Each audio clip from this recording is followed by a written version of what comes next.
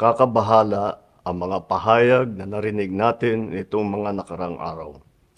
Nandyan ang walang pakundangang pagmumura at ang pagbabanta ng planong ipapatay ang ilan sa atin.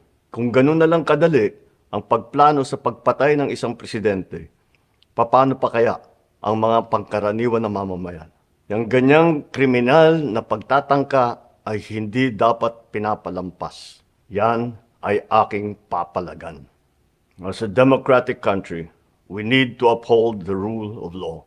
Ako, bilang pinuno ng Executive Department at lahat ng mga nanunungkulan sa pamahalaan ay may sinumpaang tungkulin na tutupdin at pangangalagaan ang konstitusyon at ang ating mga batas. Kaya hindi tama ang pagpigil sa mga halal ng bayan sa paghahanap ng katotohanan. Hindi na sanang hahantong sa ganitong drama kung sasagutin lamang ang mga lehitimong katanungan sa Senado at sa House of Representatives. Ang katotohanan ay hindi dapat itokhang. Tapos na sana ang usapang ito kung tutuparin lamang ang sinumpaang panata na bilang lingkod bayan ay magsabi ng totoo at hindi hahadlangan. Imbis na diretsahang sagot, nililihis pa sa kwentong chicheria. Hangad ko na matuldukan na itong mga pangyayaring ito sa parang matiwasay at magdadala sa atin sa katotohanan. 12 taon din ako nanungkulan sa magkaparehong kamara ng Kongreso. Batid ko ang kapangyarihan iginawad sa kanila ng taong bayan at ng ating konstitusyon. Dahil dito, iginagalang ko ang kanilang gawain bilang isang independenteng sangay ng ating republika. Kahit ang buong executive branch, lahat ng mga ahensya ay hindi nakakaligtas at parating sumasailalim sa kanilang masusing pagsusuri. Bilang isang bansa, marami tayong mga paghamon na dapat harapin at mga suliraning dapat bigyan ng lunas. Sa kabila ng mga pambabatikos, nakatuon ang aking pansin sa pamamahala. Ngunit, hindi natin ikokompromiso ang rule of law. Kailangan manaig ang batas sa anumang sitwasyon, sino man ang tamaan. Kaya hindi ko hahayaan magtagumpay ang hangarin ng iba na hatakin ang buong bansa sa burak ng politika. Igalang natin ang proseso. Tuparin natin ang batas. Alalahanin natin ang mandato na pinagkatiwala sa atin ng milyon-milyon na Pilipino. Magtrabaho po tayo sa ikauunlad ng Republika ng Pilipinas at para matamo ang bagong Pilipinas. Kakabahala ang mga pahayag na narinig natin nitong mga nakarang araw. Nandyan ang walang pakundangang pagmumura at ang pagbabanta ng planong ipapatay ang ilan sa atin. Kung ganun na lang kadali ang pagplano sa pagpatay ng isang presidente, paano pa kaya ang mga pangkaraniwan na mamamayan? Yang ganyang kriminal na pagtatangka ay hindi dapat pinapalampas. Yan ay aking papalagan. As a democratic country, we need to uphold the rule of law.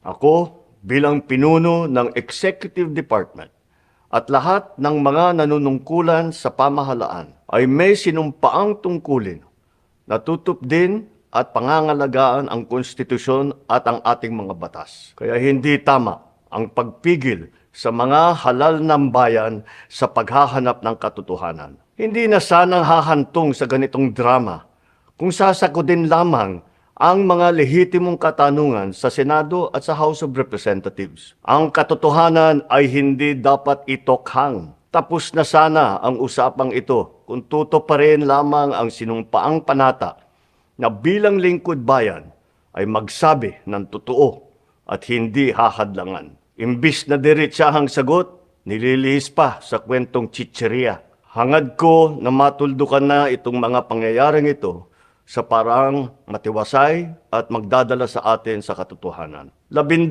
taon din ako nanungkulan sa magkaparehong kamara ng Kongreso. Batid ko ang kapangyarihan iginawad sa kanila ng taong bayan at ng ating konstitusyon. Dahil dito, iginagalang ko ang kanilang gawain bilang isang independenteng sangay ng ating republika. Kahit ang buong executive branch, lahat ng mga ahensya ay hindi nakakaligtas at parating sumasailalim sa kanilang masusing pagsusuri. Bilang isang bansa, marami tayong mga paghamon na dapat harapin at mga suliraning dapat bigyan ng lunas. Sa kabila ng mga pambabatikos, nakatuon ang aking pansin sa pamamahala. Ngunit, hindi natin ikokompromiso ang rule of law. Kailangan manaig ang batas sa anumang sitwasyon, sino man ang tamaan. Kaya hindi ko hahayaan magtagumpay ang hangarin ng iba na hatakin ang buong bansa sa burak ng politika.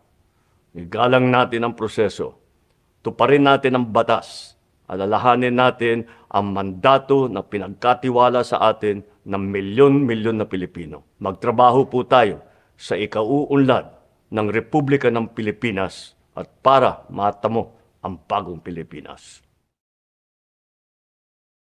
Kakabahala ang mga pahayag na narinig natin nitong mga nakarang araw. Nandyan ang walang pakundangang pagmumura at ang pagbabanta ng planong ipapatay ang ilan sa atin. Kung ganun na lang kadali ang pagplano sa pagpatay ng isang presidente, paano pa kaya ang mga pangkaraniwan na mamamayan? Yang ganyang kriminal na pagtatangka ay hindi dapat pinapalampas. Yan ay aking papalagan. As a democratic country, we need to uphold the rule of law.